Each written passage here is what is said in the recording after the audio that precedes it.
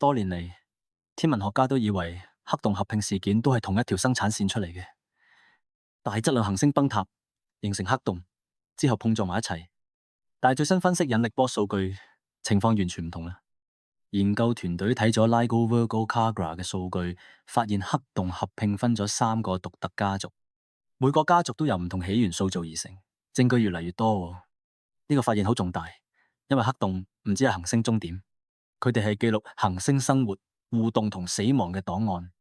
如果有好多形成途徑，宇宙就用多種方式建造黑洞，每種途徑喺數據入邊都留低痕跡，可以測得出。團隊分析咗第4個引力波目錄 GWTC4，超過150宗確認事件。數據顯示質量同自轉分布唔平滑，有明顯群聚。10倍太陽質量附近同35倍太陽質量附近都好強烈嘅自轉行為。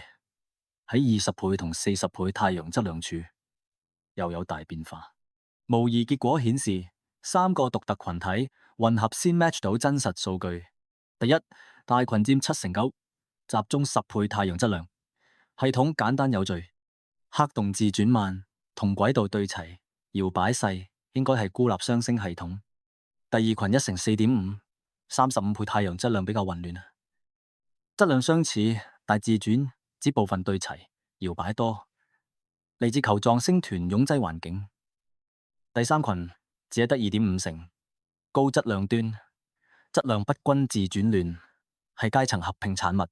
呢個發現同唔同形成通道嘅預測好一致，真係顛覆我哋對黑洞嘅睇法。你哋覺得呢？